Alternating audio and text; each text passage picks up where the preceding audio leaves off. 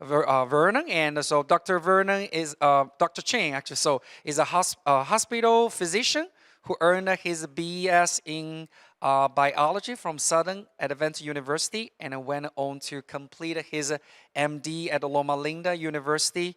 He currently works at Kaiser. Kaiser. Okay, so that's okay now.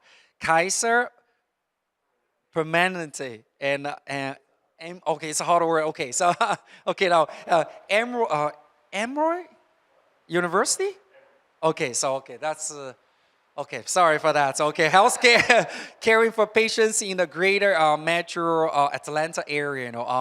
Dr. Shane has been with us, for almost 2 years now, almost. Yeah, over a year. Okay, over a year, and I really appreciate that. So I'm sure you will be blessed by the presentation by Dr. Cheng and Dr. Lee, and I think so. Dr. Cheng will be the first one, and then you will be the next one. We will give you time for Q&A after their presentation. So let's have a quick prayer, and then I will give the time to both of them. Okay, Lord, we thank you very much. You're the God. Wow, Lord, actually, today, actually, so we really have seen a lot, Lord, a lot of time we don't know how to talk with those people in different areas, but Lord, actually, so you want us to know and what they are thinking and what they believe, and then we can share to bridge that. So how can we connect with them? Lord, I thank you for all those presentations. Now we wanted to go to the health science, Lord, and I just want to present this time to you, and may you use Dr. Cheng and Dr. Lee, and when we hear, and I know that you are going to bless the time, we spend next 1 hour, and be with each everyone here, and thank you, Lord, we pray in Jesus' name, amen.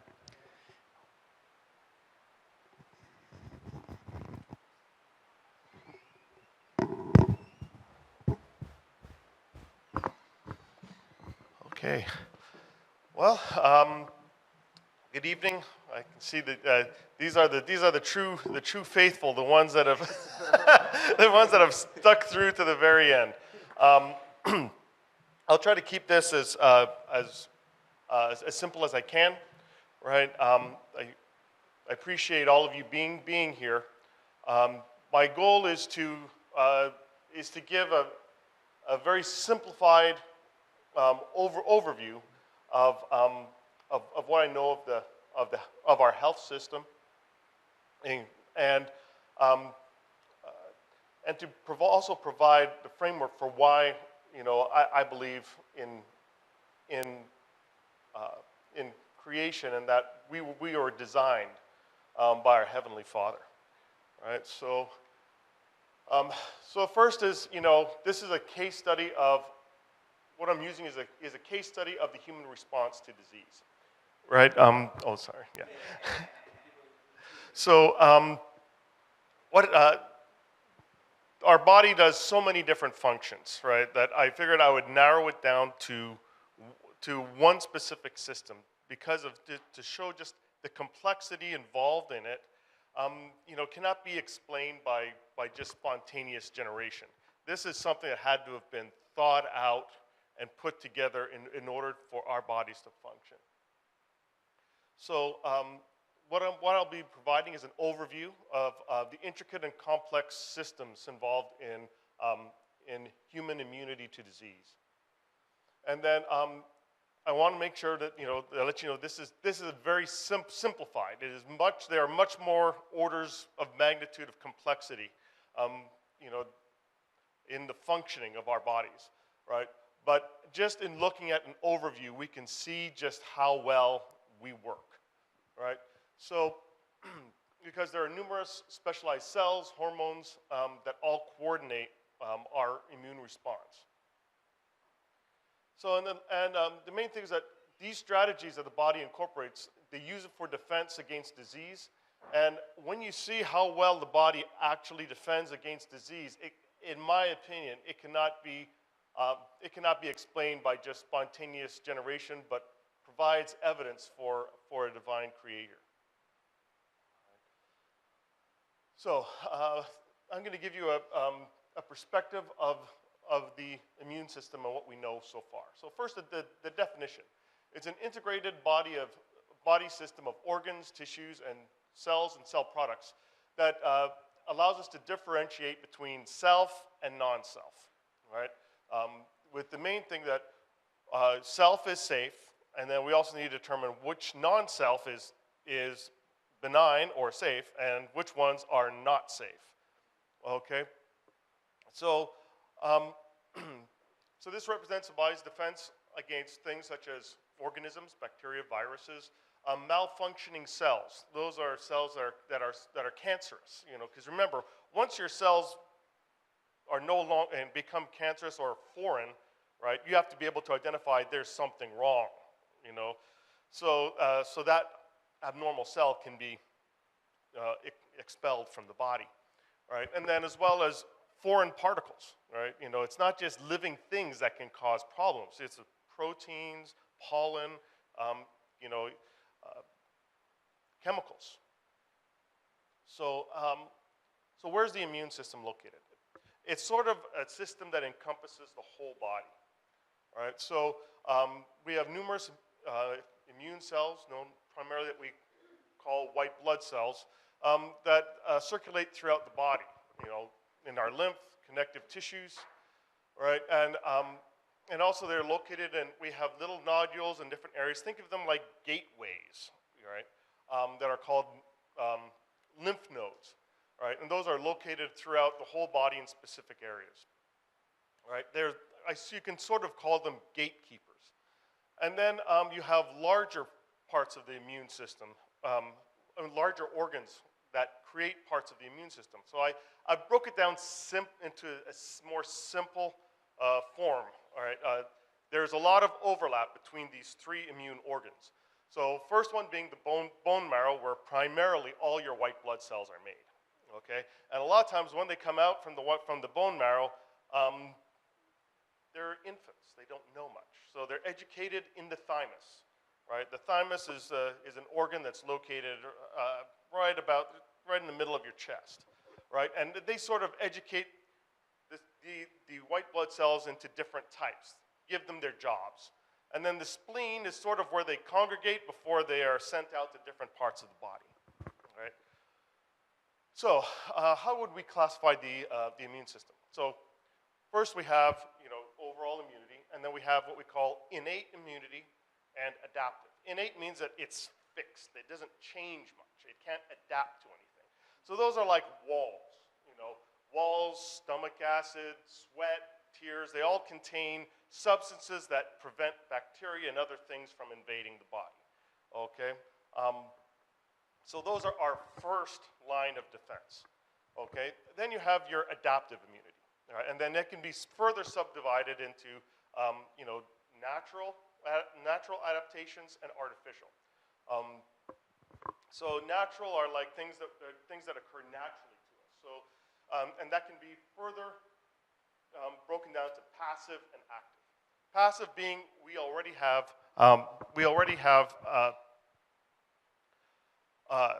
antibodies that are already circulating to take care of disease.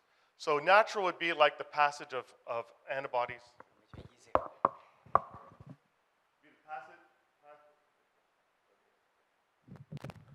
Okay, it's working now. Natural would be the passive would be the natural passage of antibodies from, let's say, a mother to a child. All right. Active is your own natural response to infection. All right, or active is your own natural response to infection. Then we have artificial. These are things that we do. So passive, we make we generate antibodies such as antivenom. Antivenom is actually antibodies to the poisons that come to us from snakes. And then we also have, and then we have active immunity, which active artificial, which are our vaccines, right? Which vaccines, they allow us to be exposed to pathogens in a safer type of context that we can respond to disease when it actually comes. But we'll get into that more specifically later. So once again, you have your innate immunity. As I said, this is your first line of defense, right? This prevents overwhelming, or tries to prevent overwhelming infection from pathogens.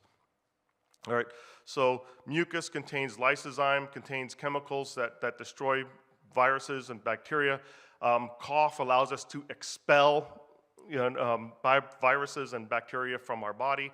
And our skin contains oils and other chemicals that also have some antibacterial and antiviral properties. Okay, so just drop that. That's an example of a wall, all right, and we are covered in microorganisms that our skin protects us from. Okay, so then we have our adaptive immunity. So these are tailored countermeasures. Okay, and these are specific to foreign pathogens and particles. So the first one, like I said, when you have natural, this is you have your assimilation of exogenous or exterior antibodies from mother's milk, antivenom, poison antidotes. All right, and then you have your body's own response to foreign pathogens by either natural exposure or vaccination. Okay. So what do we need protection from? Well, we need protection from any bacteria, virus, or protein that has potential dangerous effects to our bodies, right? Even something as simple as some molecules can be potentially dangerous as a foreign agent. So something to keep in mind, it is estimated that during our lifetime, we will encounter millions of foreign antigens for which our body will develop a specific response for each. Not only create a specific response, but also remember a specific response, right? This is one of the things that I just can't imagine spontaneously evolved on its own, right? This is something that has been designed. And the interesting thing is that it's not something that's passed on. This is something that your body specifically, right, has come up with during the course of your life, right, based on your exposures. Okay? So the body determines what is safe and dangerous based on, a lot of times, based on exposure context. Okay? So when you think of everything outside around us as all foreign, why is it that we don't react negatively to everything? Well, because depending on the context in which we are exposed, the body can determine whether it is safe or non-safe. Right? So a lot of times we have numerous controlled exposure sites. Okay? We have all throughout our digestive system, we have immune cells circulating, right, that sample the food that we eat to determine what is safe and non-safe. Okay, so because when you eat an apple, you don't develop hives to the apple. You're able to eat, though it is foreign. Okay, so a lot of it has to do with the context in which we are exposed to foreign things. All right, so a lot of those controlled exposure sites are nose, our mouth, eyes. Right, those are sites with which we interact with the environment that allows us to determine what is safe and non-safe. All right, so any of the bacteria or pathogens that we are exposed to, they are vetted by white blood cells in our lymph nodes, and at that point is determined whether it is safe or non-safe. Okay, if it begins killing cells, that's determined as non-safe, and your body will mount a response. So these are some examples of safe exposure. This is by no means exhaustive. These are just some examples. One is, if you get natural honey that is made locally, right? It contains pollen, right? Which, when ingested, those pollen is sampled by your gut, and then your body determines that based on its context, where it is safe. And then usually what happens is that later on in the year, when that stuff is floating in the air, right? Normally everyone has what we call allergies, right? if you've already been exposed in your gut, your body determines that these are benign and it's not something it needs to react to. So you're, in a lot of cases, consuming natural honey that is natural to your location, all right, can tone down allergic responses because your body has determined that that pollen is not something to be reacted to. Same thing with, let's say, bacteria from yogurt encountered in the GI tract. So then we have examples of not safe. So let's say you get a cut and then you get some bacteria rubbed into it from dirt. Then, okay, your body's going to say this is not safe. Okay, and then another one is potentially new pollen. You know, let's say you've not ingested pollen or your body has not come in contact to determine the context. Right? If it's encountered in your nasal passages, it can cause an allergic reaction that causes the congestion, sneezing, and all those wonderful things that we call allergies in the spring and summer. All right. So what's real important is that each one of our responses to foreign antigens is timing specific, right? There are ones that allow your body to react very quickly and others that take time. So example, innate immunity is usually immediate. Those are walls, right? Your bacteria come up against the wall, it can't go through it, right? So particularly they're very effective. The only thing is that, they can easily be circumvented, So there are bacteria that they have developed their own countermeasures to our innate walls and chemicals that we use to protect ourselves, right? So examples are stomach acid, expulsion with sneezing or coughing, and so in some cases vomiting. Okay, adaptive passive is slower, but it's pretty quick too. Right? When you already have antibodies that are circulating in your body, those react immediately to the pathogens that they are specific to, right? And within minutes to hours, they can neutralize poisons, bacteria, viruses. They can neutralize them very quickly, okay? But they're not as immediate as wall. All right, and then you have your artificial adaptive, which is a little bit slower than adaptive is slower than passive, right? It takes hours to days, right, for you to develop a response, right? An example of adaptive responses are, vaccines and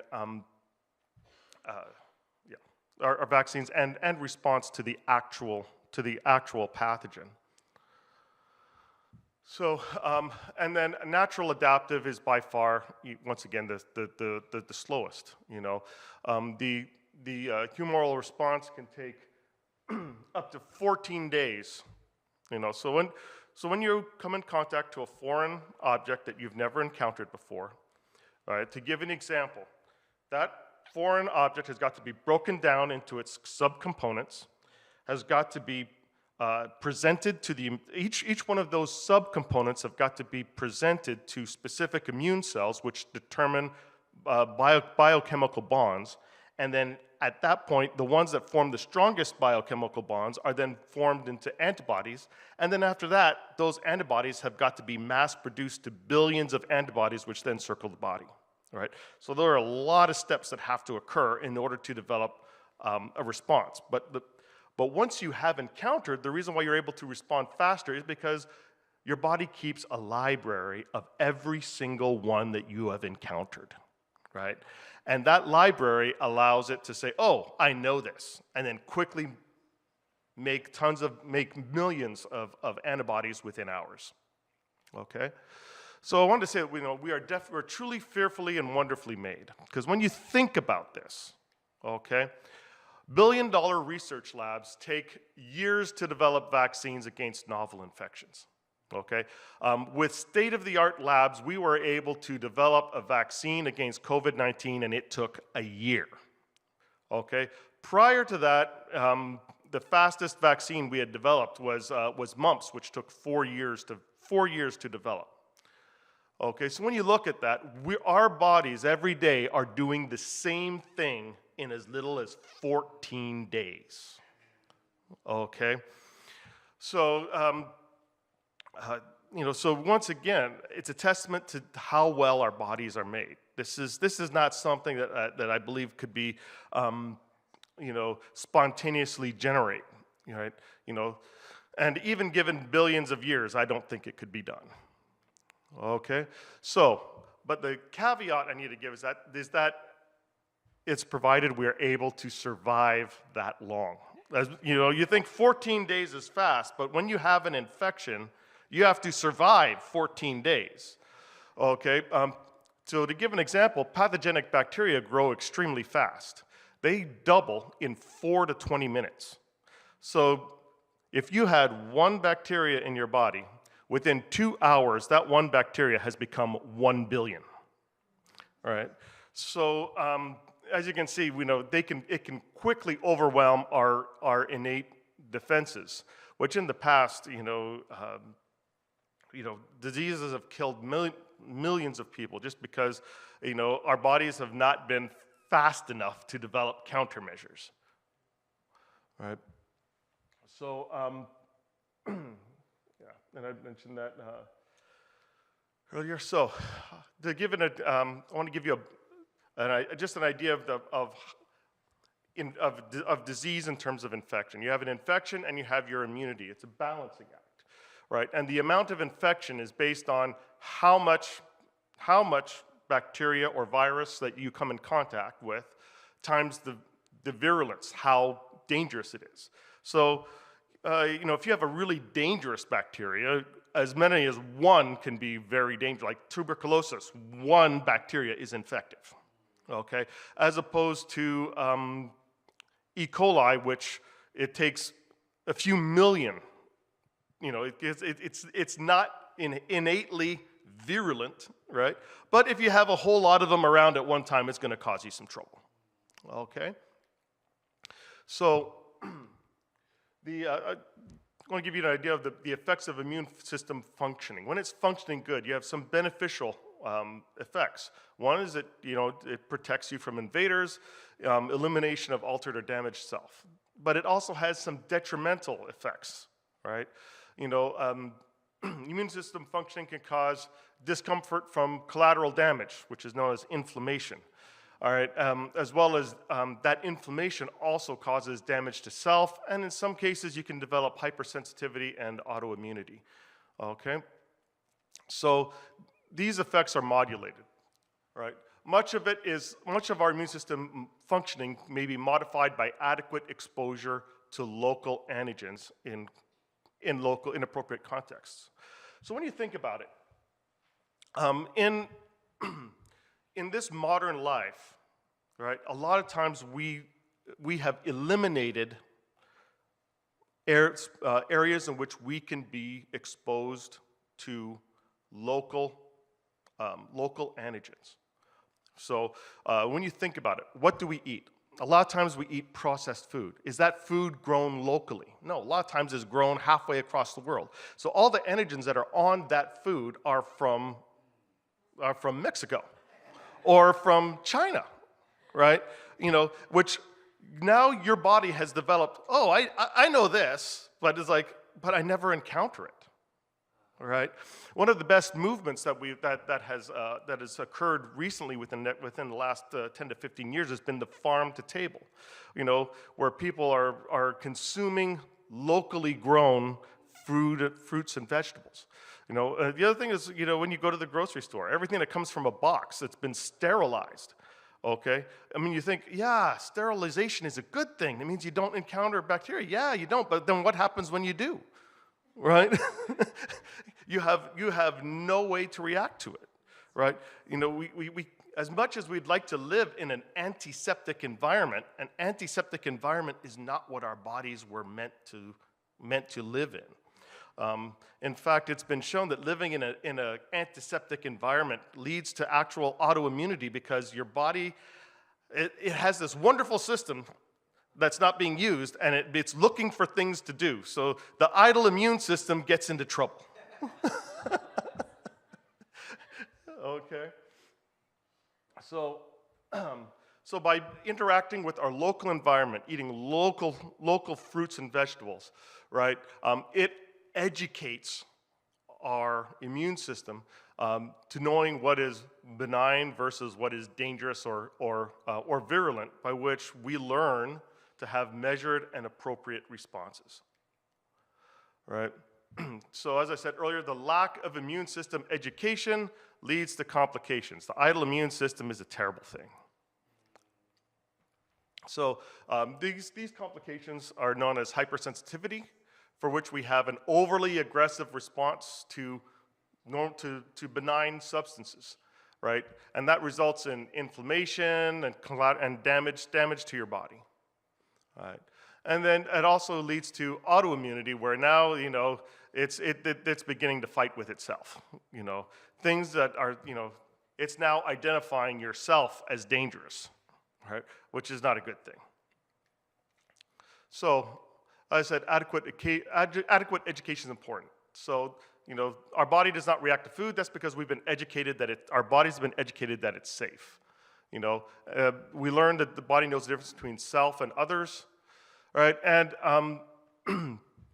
realize that without adequate education, we get,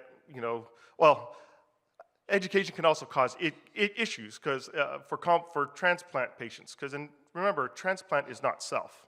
So how do we try to fool the body into accepting something that's not self? Well, one, you try to find a doppelganger. You try to find someone that looks like you, right? So, like Dr. Lee over there. Oh, he looks like Dr. Chin, so I'll let him in, But then after a while, your body realizes, you've pulled the wool over my eyes. He's not you. All right. So then the other things which we also have is that we've developed numerous medications. A lot of the newest medications we have are actually immune modulators, right, that tone down the immune system, sort of put a blindfold over it so it can't see what you're trying to slip something by it, okay?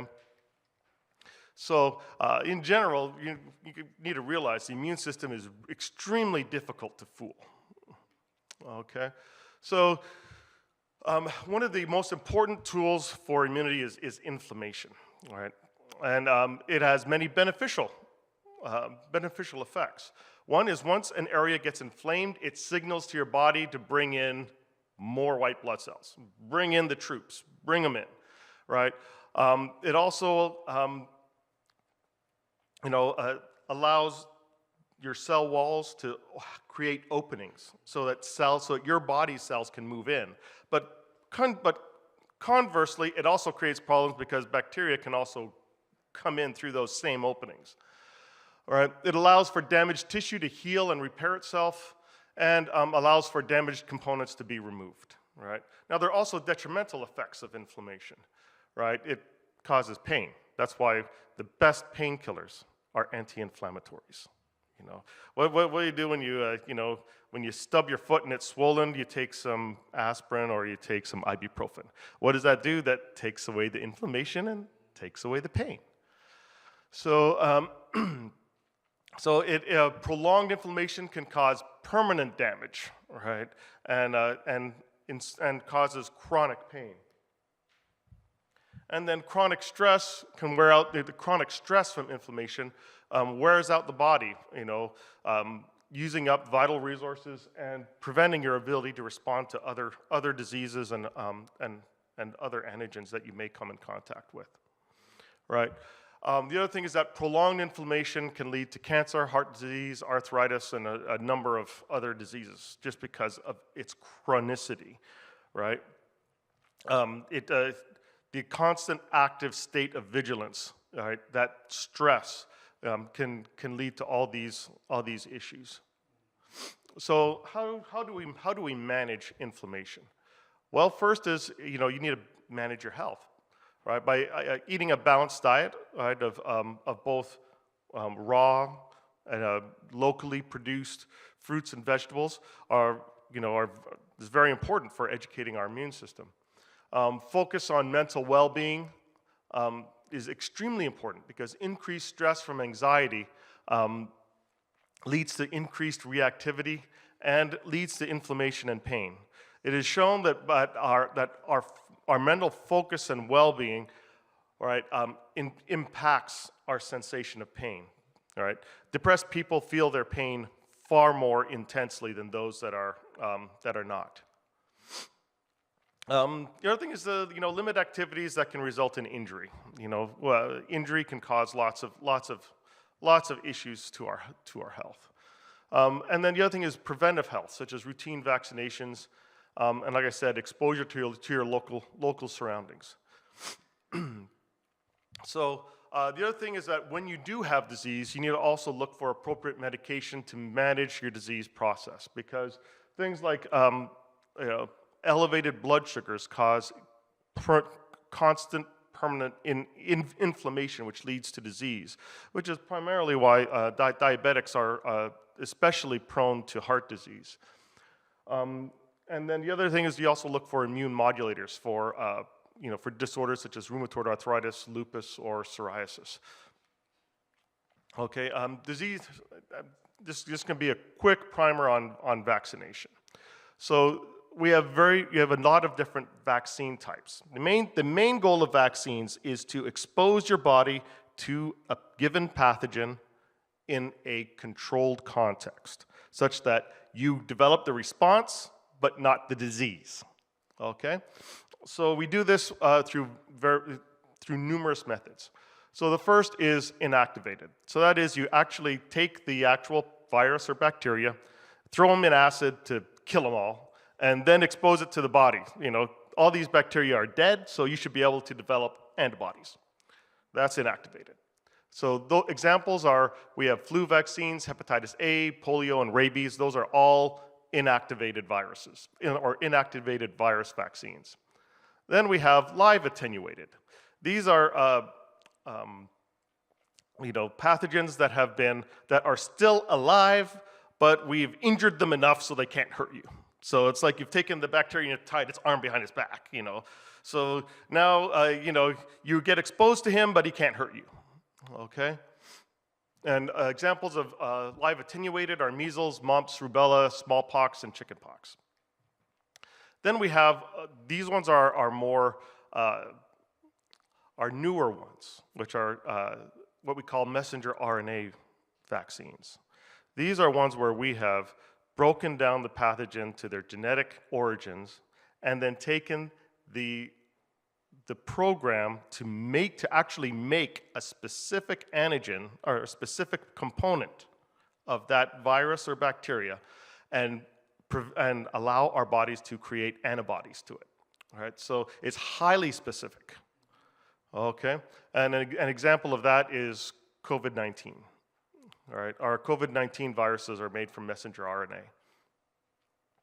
Next one is subunit recombinant polysaccharide or conjugate vaccines. Basically, all those is that we've now taken one specific protein of a bacteria or virus and made a vaccine from it. So it's not the whole thing, it's just one little piece of it. Okay, and those are, examples are HPV, our pneumococcal and meningococcal vaccines. And then our last one is toxoid vaccines. All right, these ones are, these ones are not, toxoids are chemicals that cause disease in our body. So when you think of tetanus, okay, there's a bacteria that causes it, but it's not the bacteria itself. The bacteria makes a compound, right, that causes the disease, right? So what these are is that they've taken a portion of that molecule or protein that causes disease and expose it to the body that is similar enough to elicit a response, but not enough to cause the disease. Okay, and examples of those are diphtheria and tetanus. Okay. So, as I said earlier, the goal of vaccines is to expose the system to expose you to potential antigens without disease to allow your immune system to develop and react to the real thing, right? Because once you have antibodies circulating, your response to disease is now minutes to hours, right? If we didn't have it, your response is 14 days, right? Which 14 days, a lot can happen. Right? So, but however, there are pitfalls to a lot of our vaccines. One is that not all memory in the body is durable. Sometimes our body can be just like us. You forget things, right? Sometimes your body forgets that, hey, I was exposed to that. I was exposed to pneumonia, and your body's already forgotten it. Other things are these pathogens. They are they're smart. They change. They decide, oh, you recognize my hat, so I'm going to change from a blue hat to a red hat. So now you can't tell what I am, okay? And then the other thing is that sometimes some of these vaccines, they require preservatives in order to keep their molecules stable so they can be administered. And sometimes those preservatives can cause hypersensitivity. So once again, despite vaccine and medicine development, good health is vital to our well-being. Okay, even though vaccines are great for prevention, right? All vaccines and medicines work best in a healthy body. All right, so we need to first strive to maintain good health, and you do that by eating a balanced diet, eating local food. Next is mental and spiritual well-being, creating strong social and supportive bonds, and taking the time to meditate on God's purpose for our lives. All those things help our bodies function better. Okay? Overall wellness is probably the best medicine for our bodies. And then staying active in our community educates our own immune system both to local antigens and keeps our systems primed and ready to work properly. Right? Exercise, keeping our bodies strong and resistant to injury and inflammation. And then remember that good health not only protects us, right, but also protects our community. Thank you.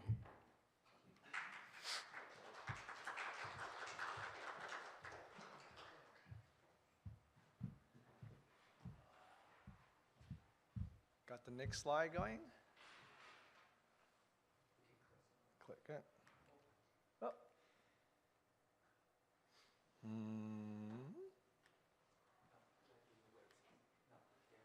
They're moving it? All right. I can't click it. No control yet. There we go. All right, so now I'm just going to dovetail into a little bit about Dr. Chen's talk. He already talked a little about inflammation already, about immune system, and now we're going to dive a little deeper now. This talk was inspired after watching one of the MedCram show on YouTube. So nothing to disclose. On CME, you have to say nothing to disclose. You have nothing to disclose. So first I have a quote from 1 Corinthians 15:39. It says, all flesh is not the same, but there's one kind of flesh of man, another flesh of animal, another of fish, another of birds.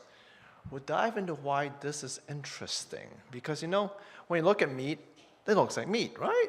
Yeah, some meat looks a little different, but they're still meat. But the Bible says they are all the same. And now with scientific proof, they say they are not the same. So first, let's talk about inflammation like Dr. Chen said. So there's acute and there's chronic. So acute is like injury. You cut yourself. What happened? That's body's response to that is swelling, inflammations, redness, some pain there, eventually heals over. And it's done. So that's a good thing because you want to heal your body. You don't want to have to keep cut all the time there, open avenue for things to come in and attack you. Now, chronic is like, instead of cutting yourself, if you keep picking at your skin all the time, what are you going to expect to happen to your skin there? It's going to go dark, deeper, loss of coloration, or maybe even more coloration. You get lots of inflammation there. It's going to look thicker. It's not going to look normal. If you do this long enough, it's going to be permanently problematic. Other forms of chronic inflammation you can see in the biological system would be like Crohn's disease, ulcerative colitis, even like a celiac disease, which is an autoimmune disease where you're attacking your small intestine because you're allergic to celiac. So you make antibody, and your body got confused about the gluten antigen, and start attacking your small bowel, thinking that's the same thing. And it causes, chronic blood loss. It can cause problem with your bowels and terrible things. Also colitis is a terrible disease. Because your body is attacking the large intestine, thinking something's wrong there.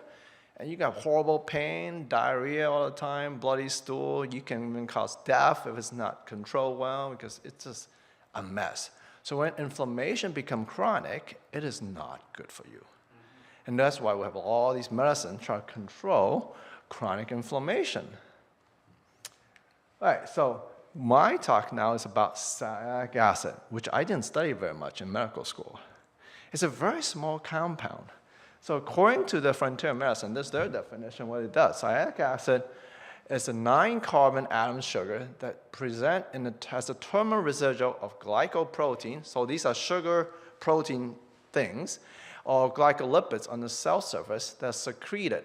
And they have important roles in cellular communication and also in role survival and infection of pathogen. So you're like, what? It's just a little molecule. They're not very big. 9 carbons, very tiny. But they cap everything. And these things is actually in the extracellular matrix. Without sialic acid, brain development doesn't work right. So there's disease where people don't make this, and they don't do well.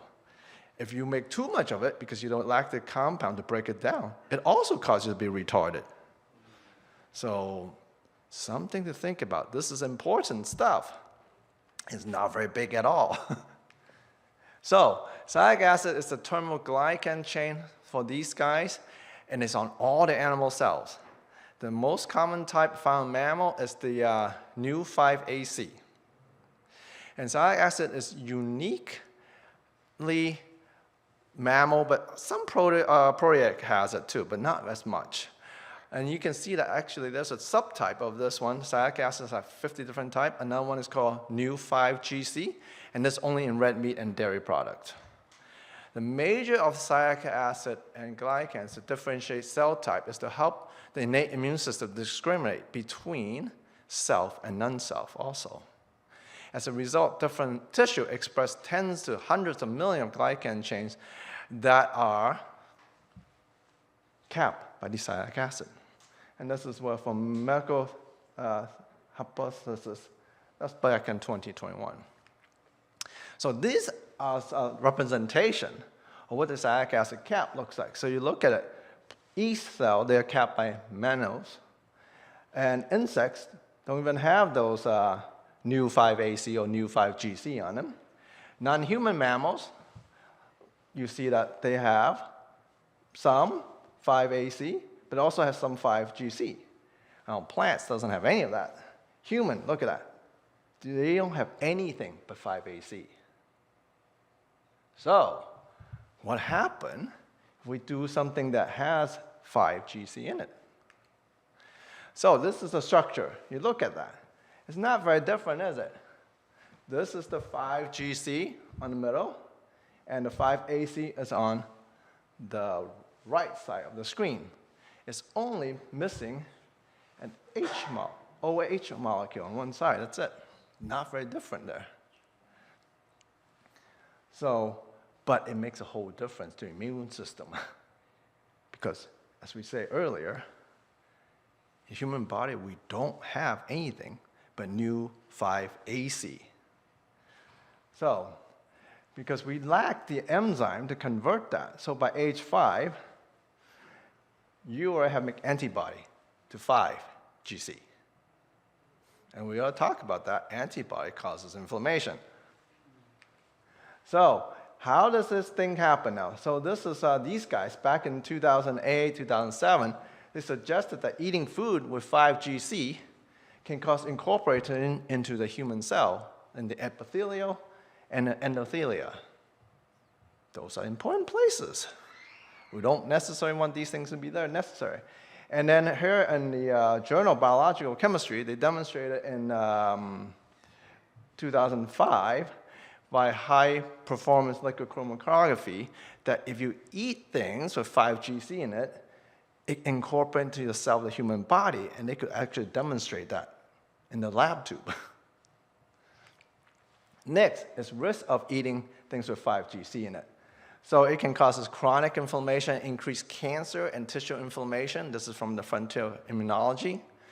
And they also found that mice deficient with 5-GC was challenged with 5-GC rich diet, then injected with the anti-5-GC antibody. There was increased systematic inflammation, and they saw a 5-fold increase in tumor growth.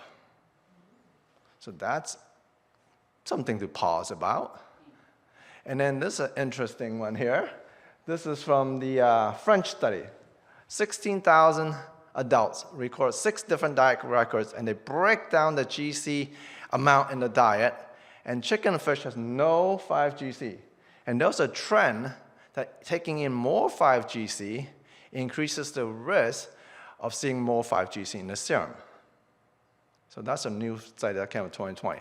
So this is a breakdown. They actually come with glycemic GC index. They put beef as 1. So you see beef here, cow, 1. They say we'll use that as the standard. And you see some of those cheese are much higher and some are lower. Adventists, we don't eat much rabbit, so we don't have to worry about the rabbit. So it's interesting that certain meat product, even cheese product, have different amount of GC in it. And then we look at this one. The Adventist Health Study, this is Loma Linda, they study all these Adventists for decades. And that's what they came up with. They showed that vegan, lacto, ovo vegetarian, pesco vegetarian, semi-vegetarian, non-vegetarian, the BMI go up linearly, and lowest in the vegan, so weight goes up. Weight's going up also increase inflammation. Interestingly, they found that the pesco vegetarian has the lowest risk for cancer. Some people argue that's probably because of the higher omega-3 intake that way. Pesco vegetarian are the people eat fish and vegetables. They just keep going up. You know, vegan is the most restrictive. And the risk of diabetes goes up also. As you go up from the non-vegan to vegan, they just go up higher. So they say maybe it's due to the intake of salicylic acid intake causes more inflammation. So that's one hypothesis from the Adventist Health Study. So a reversal of inflammation, this guy is a cardiothoracic surgeon. He published in the Journal of Geriatric Cardiology, back in 2017, that you can reverse inflammation. Because what happened was that he saw a lot of his heart patients, they were so sick, they can't have bypass, they won't make it. And his cardiology colleagues say these blood vessel in the heart was in the wrong place. They couldn't stent these people. So these are guys destined to die. And he put all those guys who come to him who was a terminal case that you should be in a hospice. They put these guys on an extremely low fat vegan diet. And then afterwards, he actually calved them within 3 years of that being on that diet. And it showed reversal of those blood vessels that was so tight that no blood could go through, that now they're wide open.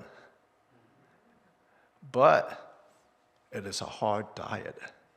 He even came and talked to our church at the Federal River Hospital one time. We invited him to come and talk, and he showed those diet and showed these people doing well.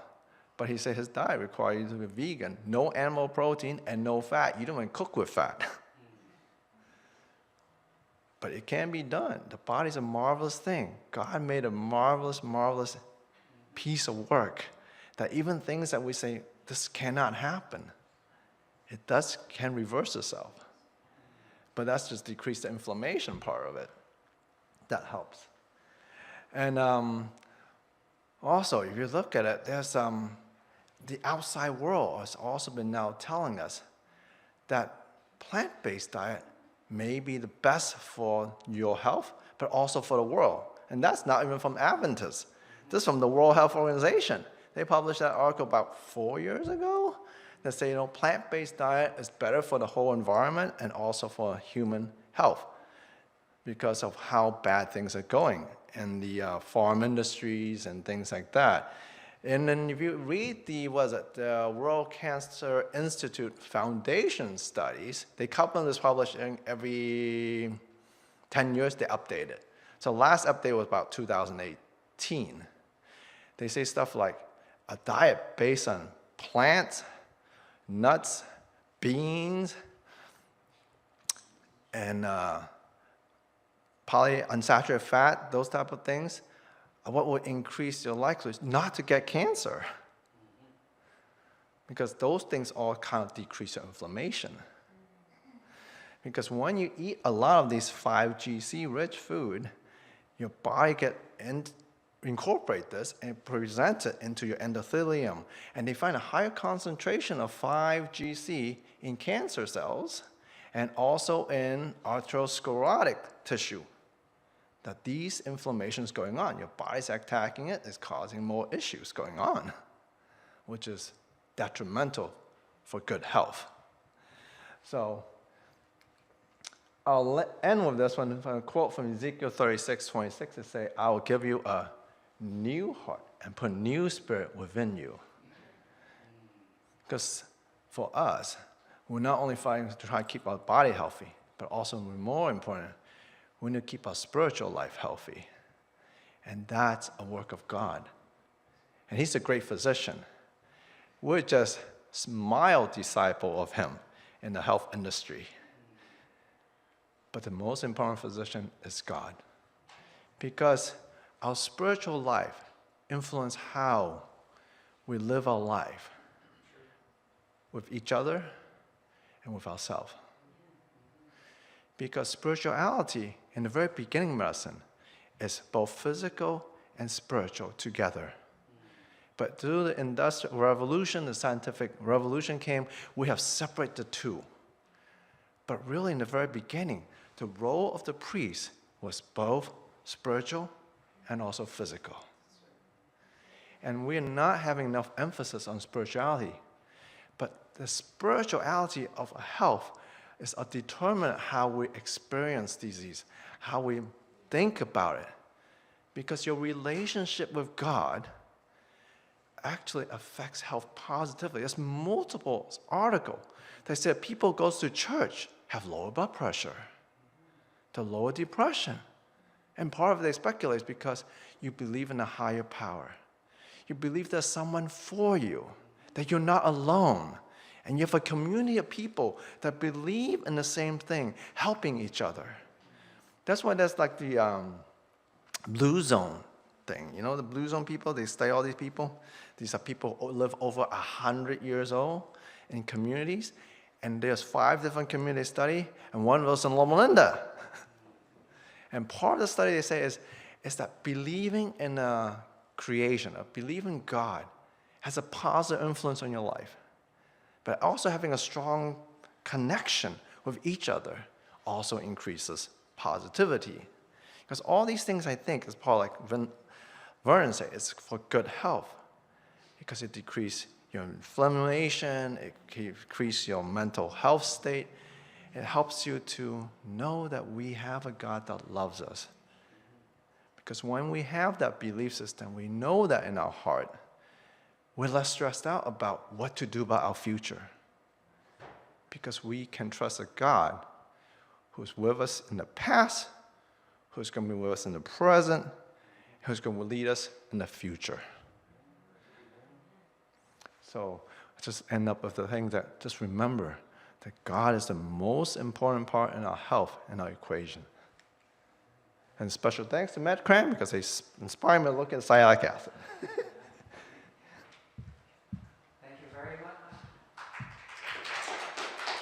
Much, Dr. Lee and Dr. Chen, for the presentation. So we are truly fearfully and marvelously created, right? So God really actually gave us a very, and actually, so this lunch time we talk about actually when God created us, God also gave each everyone a manual, right? So we really need to follow that.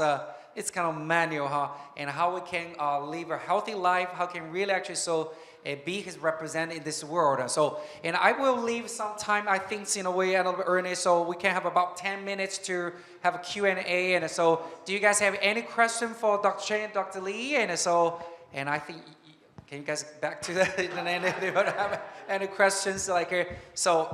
Anyone have any questions to ask?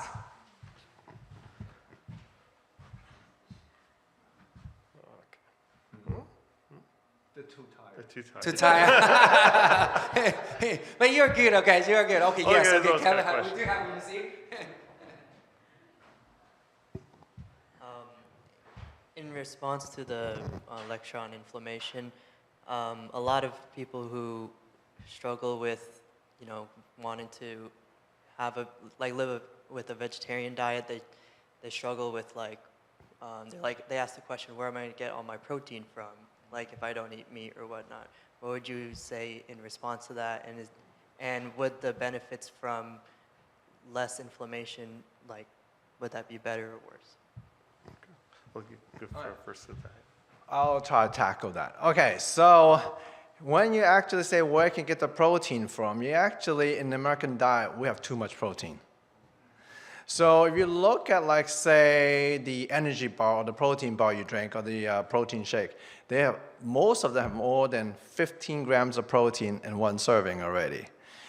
Research has found that when you have more than 15 grams of protein in one serving, you increase the risk of chronic kidney disease down the road 20, 30 years down. Because the kidney is a big organ that needs to process all this extra protein. So that's not that good. And when we have patients who have chronic kidney disease, like stage 3B or 4, the kidney doctor's like, oh, you got to lay off the red meat. Your meat size should be the same as your palm size, not as same thickness, and you should limit it because I don't want you to put it on dialysis because it's a miserable experience. So protein is one of those things in the American diet we have too much of in the first place. The other thing is that you can get a lot of protein from just the bean and the legume and things like that. You don't need to eat that much protein to be healthy. So that's one of the things. Now, veganism is a little different because the B12 you will have to find other source of because it's not in the vegetables. You have to go to the yeast and things like that for that part. And then in regards to inflammation, inflammation is typically good in small amounts, right? Because it is your own body's defense for against infections or against damage that's happened to your body. When you have chronic inflammation, right? Your cells are leaking. Your cell wall, not your cell walls, but your junctions in your vessels become leaky because white blood cells have to come out. So you begin to have a lot of fluid that goes into your interstitial space. Interstitial space is a space between your outer skin and your blood vessels. So then it begins to get puffy. You end up with cell signaling that's chronically going out there, telling the body to be on high alert. There's something, and that chronic high alert state. Think of it like you go to the airport and they say it's code red because there's a guy with a gun. But let's say there's no guy with a gun, right? What's going to happen is that the TSA is going to find somebody, okay?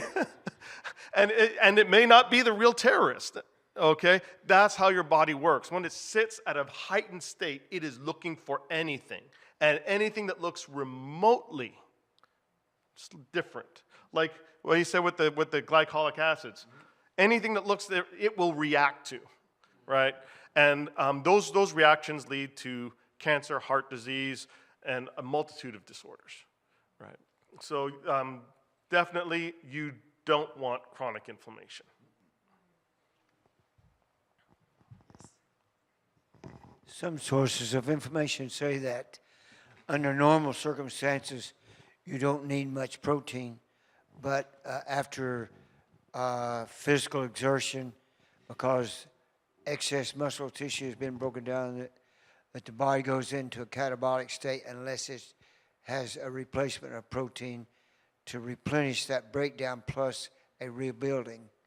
What are your thoughts on that? That one, I think it just have to be safe and not do overly too much, because then sometimes we do over, because we're just not very good at about judging how much protein breakdown you have. But a lot of people trying these protein shakes and protein things, they're not really that physical. So then the athlete model is a little different than that. But generally speaking, from the general population, you don't have to use so much, because most of us are not in top athlete condition. But we still buy a lot of these protein shake and protein drink. We would think that's healthier. And it's really not that great for you. Okay, any other questions? Any other question? Oh, yes. It's testing whether you were sleeping or not, when they are. Yes, Dr. Chen, I was wondering about this study you was talking about, Dr. Esselton, where you said the low fat and no animal products. That's mine. Yeah, that's Lee. Dr. Lee, so does that mean, so you're taking away the animal products, so where's the fat coming from? Are you talking about like fat from avocado or nuts, or? Yes, no animal there are natural fat too. Like if you eat coconut, they have saturated fat in it. You use olive oil, they have fat in it too. Some fruits have fat in it. Nuts definitely have fat in it too. That's a difficult diet. I also wanted to ask about the COVID-19. I know there's some controversy over whether the vaccine was supposed to stop you from being infected or just reduce it. So can you... Okay.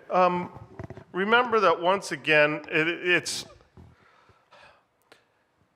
the way it works is to try to expose you to the pathogen in a safe context, right?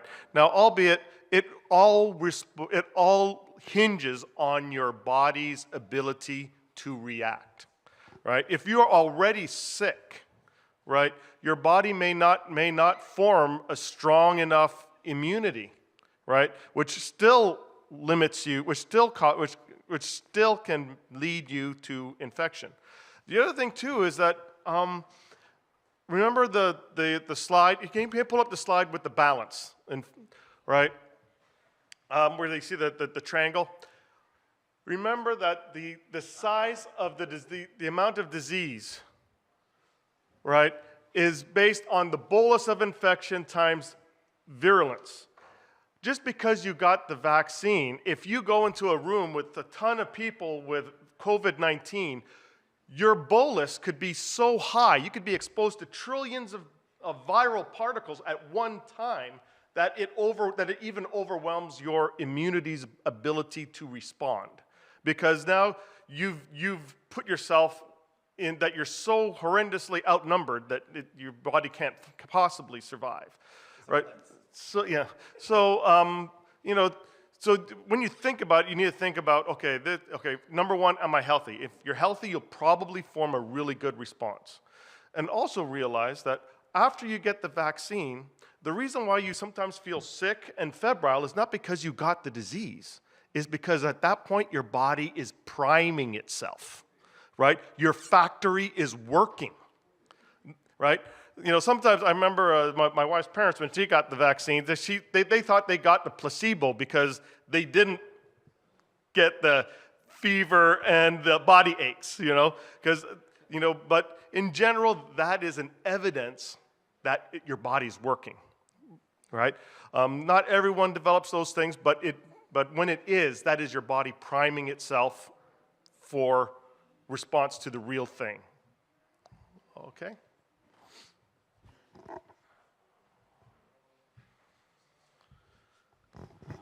Thank you, doctors, so much. We've learned so much this afternoon. I wanted to ask, there's a lot of people getting sick these days. Kids are out of school, and there's a virus thing going around. What's the best way we can prevent some of these issues that will help us stay well during the winter season? This season is going to be really rough, right? And it's primarily because of we've been through 2 years of heavy masking, which is good, right? And a little bad. The good thing is that it reduced exposure, right? Well, during that time of reduced exposure, especially children, their immune systems have not been exposed. So what happens when you're not exposed? You haven't learned to respond, right? So what happens is that these children, and especially now being post-COVID, everyone's throwing away the mask, burning the mask, right? So now they're getting really big boluses of virus, right? And they're getting sick. So the best way is would be when you're in large groups of people, it may be a good idea to wear a mask, right? Especially large crowded groups, right? But when you're not, when you're with the family and you're in smaller groups, right? It's good, don't wear it, because that's when your body you might be able to get some good education at that point, right? But but the main thing is you don't want to be over-educated, right? Another thing is that make sure you get plenty of rest, because if you don't get enough sleep, your immune system won't be primed to fight anything off. And try to stay away from way too much sweetened drinks, because those things cause immune misbehavior. Exercise also helps the immune system too. Okay, very good. I think this is the time. Unless you have one more question, I will take it. Otherwise, we will just have to close today. So I really appreciate Dr. Lee and Dr. Chen for their presentation. And I know we are going to close tonight at 7:30. We will have another program going on here, but other kids or young people, you would like to have a little activity, and then you can go to Absent gym for the gym night over the start at 7:30 as well. Thank you very much. I would like to who can close? Okay, Doctor, can you close with a prayer? Yeah, bow our heads. Dear Heavenly Father, we thank you so much for your many blessings, that you've created our bodies that are able to learn, respond, and adapt to so many different situations. We also know that you've given us so many ways in which we can maintain our physical, social, mental, and spiritual health. We pray that you'll continue to richly bless us, and to take advantage of the resources we have to promote healthiness as the best evidence of your working in our lives is us having a wonderfully strong and vibrant community, which is a testament to your leading. Once again, we ask that you'll be with each one of us as we go home. Bless us, keep us, and bring us back again to fellowship together. We pray in your most holy name. Amen. Thank you very much. Thank you. And so you guys are faithful students. We would like to see you guys 7:30 back here. And thank you for joining us. 7:30 we will have a gym night at Absent Church or Absent Gym, and we will have our we're closing here for this creation Sabbath. Okay. Thank you very much. Thank you very much. God bless you.